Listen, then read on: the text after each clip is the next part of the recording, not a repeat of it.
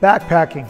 Quite frankly, it's the reason people come to Philmont. The opportunity to participate in a 7, 9, or 12-day trek has drawn more than 1 million scouts and scouters to the backcountry for more than 85 years. And all of this high adventure is made possible by the backpack. Today we'll learn about the history of the backpack and take a look at several versions that can be found at the National Scouting Museum in this edition of Artifact of the Week.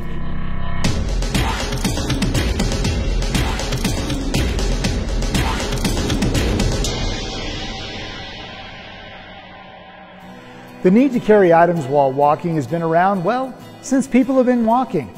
But there's very little physical evidence to show us how this was done. Many believe that people simply wrapped up their possessions and tied them to their bodies in whatever manner worked for them. Being able to carry things while keeping your hands free was important in case you needed to also carry a weapon or a shield, or maybe you needed to be able to use your hands and arms to climb a tree or scale an obstacle. In terms of a formal method of carrying stuff, one of the earliest potential examples dates back to 3300 BC. Back in 1991, 2 Italian tourists found the mummified remains of the Oxy Iceman while hiking in the Alps. Among the artifacts they found with the remains included a U-shaped hazel rod about 6 feet in length and 2 wooden boards, each about 16 inches long. It's believed these were tied together and supported a bag or a wrap made of an animal hide to secure the person's belongings. There's also evidence from Scandinavia of wood being shaped and used to secure packages to the back of the wearer. In Norway, these are referred to as bags with a frame. Here in North America, we have examples of backboards used by Native Americans to transport children, food, and possessions, particularly by nomadic plains tribes. So knowing that humans figured out how to meet this need, let's look at a more formal approach to carrying stuff on your back. Prior to 1910, the term backpack never appeared in print. However, the term knapsack, based on the German word for food, has been in use since 1603. The term knapsack conjures up images of a bandana tied to a stick tossed over your shoulder, your meals secured and handy as you walked from point to point. By the late 1800s, the term rucksack, based on the German for back, became the preferred nomenclature and implies the load was carried on your back, essentially a bag with shoulder straps. There were also haversacks, which were also bags made of cloth or leather with shoulder straps that were designed primarily for military use. Then in 1874, an American colonel, Henry C. Merriam, designed and patented a backpack for infantry soldiers.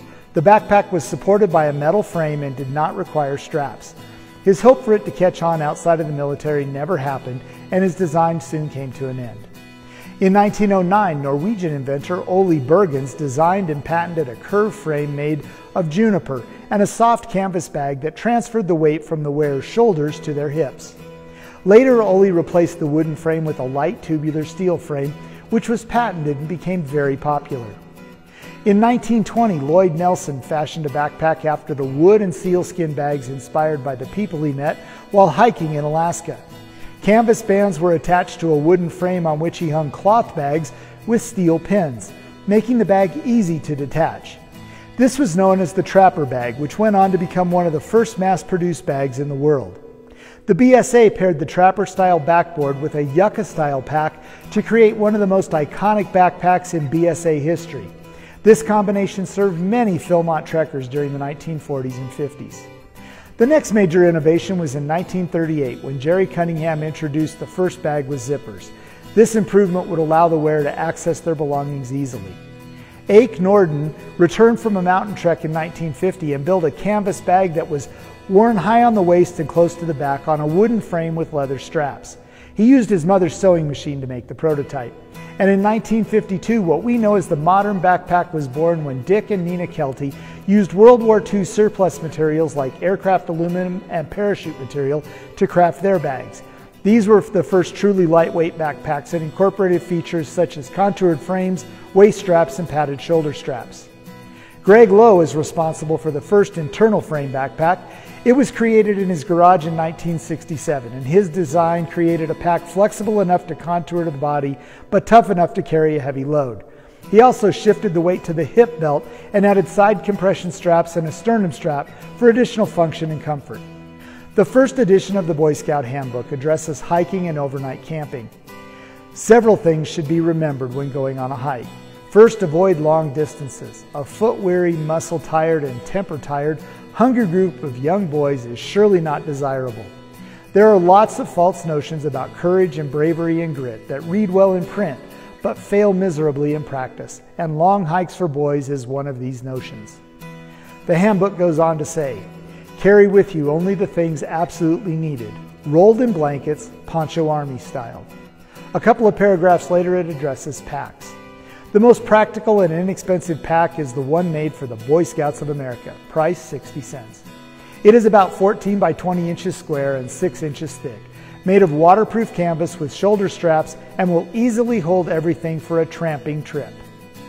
Here at the museum we have several backpacks on display, and it's fun to watch visitors come in and talk about their backpack or the design of a friend or relative that came to Philmont back in the day. For the record, my grandparents gave me the blue version of this backpack when I turned 11 and crossed over from Cub Scouts to Boy Scouts.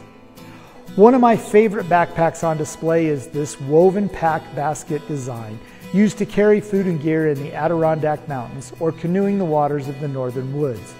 Now, this particular backpack was used at the 1960 National Jamboree held in Colorado Springs. We also have packs such as these Haversack No. 573s, which saw use as official BSA products from 1925 through 1953. There are also packs such as these external frame packs from the 1960s, and this pack carries the patches and memories of many adventures of the Scout that carried it. While today's backpacks are direct descendants of those backpacks designed in the 1950s and 60s, they're lighter and more versatile than ever. Ripstop fabric and slash-resistant materials make these bags more durable. Velcro and elastic cords create even more ways to attach and secure gear. Ergonomic shoulder straps, built-in hydration systems, and increased airflow technology make backpacks more comfortable than ever. And backpacks are even starting to embrace technology, with solar charging capabilities and electronics built into the backpack itself. Well, that's all the time we have for today. Join us again as we continue to learn more about the history of Scouting through the artifacts found in the collection of the National Scouting Museum, Philmont Scout Ranch.